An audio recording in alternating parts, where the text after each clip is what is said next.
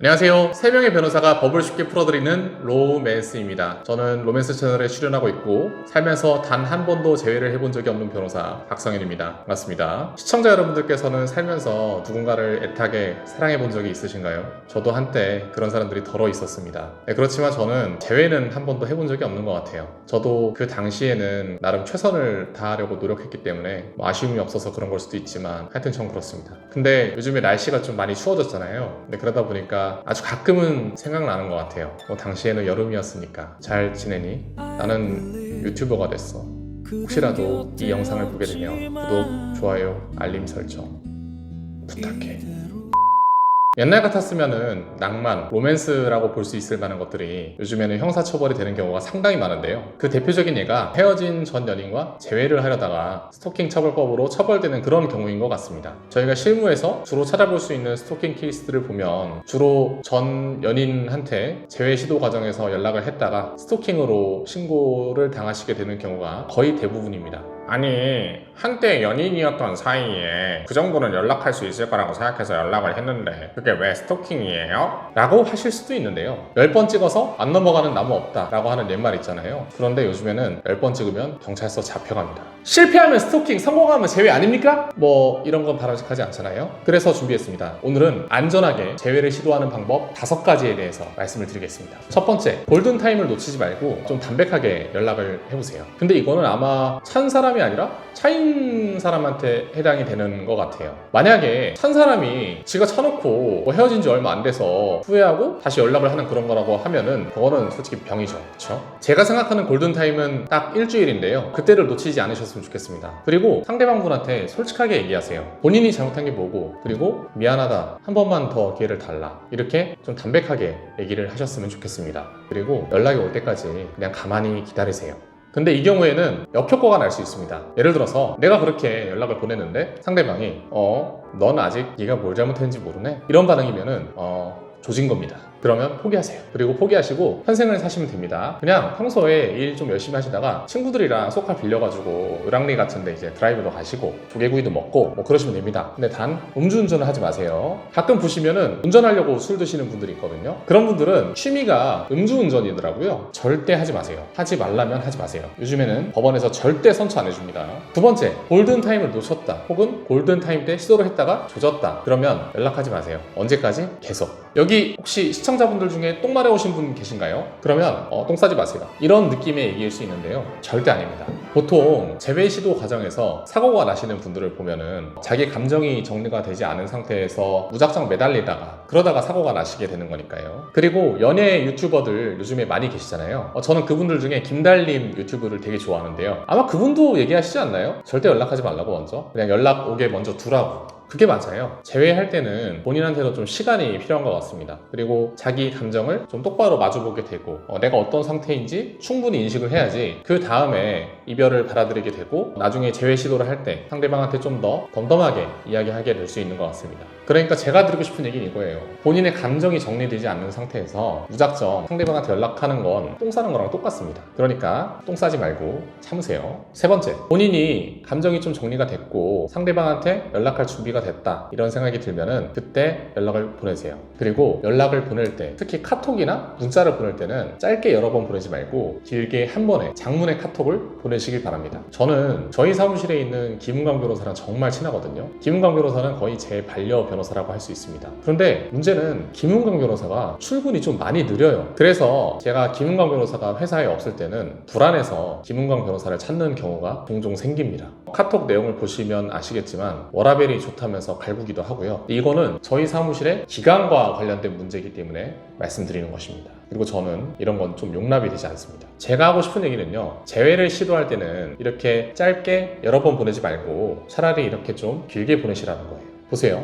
김은광 변호사는 아이폰 사용하거든요. 시청자분들 중에 혹시 아이폰 사용하시는 분들이 있나요? 아이폰 진동이 막 징징 막 윙윙윙 이렇게 하면서 엄청 살벌하거든요. 특히 연속으로 알림이 오면은 정말 그 소리가 기괴합니다. 이거는 아이폰 사용하시는 분들은 누구나 공감하실 만한 내용이 아닐까 싶은데, 그러면 김 변호사 입장에서는 되게 공포스럽겠죠. 어디니 뭐하니 어디니 뭐하니 어디니 뭐하니 이러면서 카톡 계속 보내면은, 여기 보시면 제가 12번 보낸 거잖아요. 김 변호사가 얼마나 겁에 질렸겠어요. 그러니까 할 말이 있으면 이렇게 짧고 굵게 보내시라는 겁니다. 아시겠죠? 그리고 그런 것도 있어요. 이 사진을 보시면 제가 김은광 변호사한테 카카오톡을 12번 보냈거든요. 만약에 이게 스토킹으로 신고가 되고 스토킹이 맞다고 한다면 그 경찰에서 조사받을 때 경찰 수사관님이 이날만 제가 12번 연락한 걸로 기재를 하시거든요. 이게 왜 그런 거냐면은 그 어떤 행위가 스토킹인지 스토킹이 아닌지를 판단할 때는 그 반복성을 주로 보기 때문입니다. 그러니까 제가 말씀드리겠습니다. 한 번 보낼 때 조금 적당히 길게 해서 잘 보내자. 어떻게? 사과하고 그리고 네 생각은 어떤지 좀 물어보고 그냥 그 정도로만 보내자. 아시겠죠?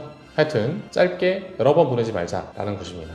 그리고 연락을 할 때는 좀 텀을 길게 두고 보내세요. 그리고 딱 3번만 시도를 해보세요. 저희가 추천드리는 텀은 한 2주 정도입니다. 그리고 그 텀은 사실 길면 길수록 좋습니다. 이게 왜 그러냐면은 어떤 행위가 스토킹인지 스토킹이 아닌지를 판단할 때 아까 제가 말씀드린 반복성 이외에 지속성이라는 걸 또 보게 되거든요. 그러니까 좀 텀을 두고 연락하시는 것을 강력하게 추천드립니다. 물론 나는 너밖에 없어 라고 하면서 절박함을 보여주는 거 좋죠.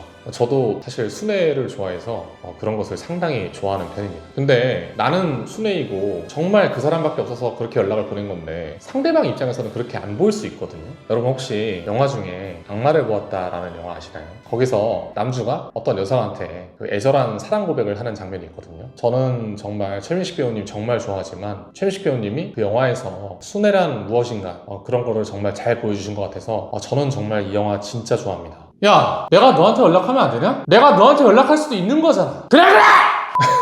네, 근데 진짜 저렇게 하라는 건 아니고요. 근데 이게 그런 게 있어요. 여러분들 나름대로는 되게 부드럽게 연락을 한 건데 상대방이 만약에 연락을 받기 싫어하는 경우라면은 상대방한테는 정말 저렇게 들릴 수도 있어요. 그리고 제 생각에 그런 거는 사랑이 아니고 집착이고 강압이 하지 마세요.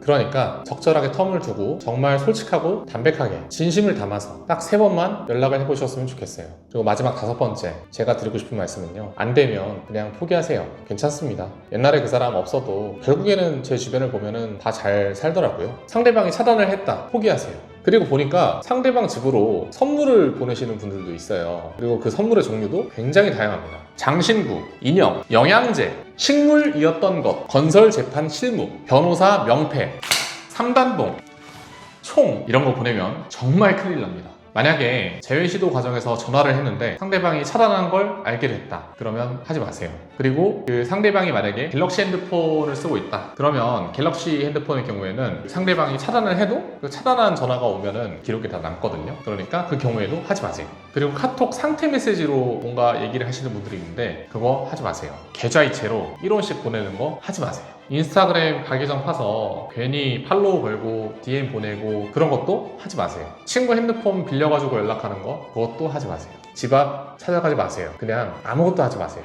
생각해보세요. 상대방이 진짜 얼마나 무섭겠어요. 그렇게 하면. 세상에 남자 여자 얼마나 많아요. 그냥 새로운 사람 만나면 되고 소개팅 돌리세요. 소개팅이 안 들어온다? 그러면은 독서 모임, 크로스핏, 트레바리, 클라이밍, 소개팅 어플 뭐 그런 거 다 하세요. 남자분이시면은 교보문고에서 명함 돌리기 뭐 이런 거 하세요. 그 먹자골목 가면은 오토바이 타신 형님들이 막 명함을 막 슉슉 뿌리고 다니잖아요. 거의 닌자죠. 물론 제 얘기는 아닙니다. 저는 제 명함을 그렇게 허투루 쓰지 않습니다. 명함 혹시 잘 보이시나요? 하여튼 하고 싶은 거 다 하세요. 그런데 상대방이 만약에 뭐 싫다 이런 얘기를 하면은 포기하고 연락은 하지 마세요. 그냥 그 시간에 나 자신을 바꾸고 새로운 사람을 찾아서 떠나세요. 그게 본인한테도 좋아요. 아시겠죠? 자, 오늘은 안전하게 재회 시도를 하는 방법 5가지에 대해서 말씀을 드렸습니다. 제가 알려드린 방법을 기억하시면 꼭 재회에 성공하실 거라고 생각합니다. 그리고 혹시 뭐 실패하더라도 적어도 스토킹 범죄자는 되지 않는 거니까 개이득 아닙니까? 시청자 여러분의 행복한 연애를 항상 응원합니다. 제가 스토킹을 해본 적은 없지만 지금 저희 회사 와서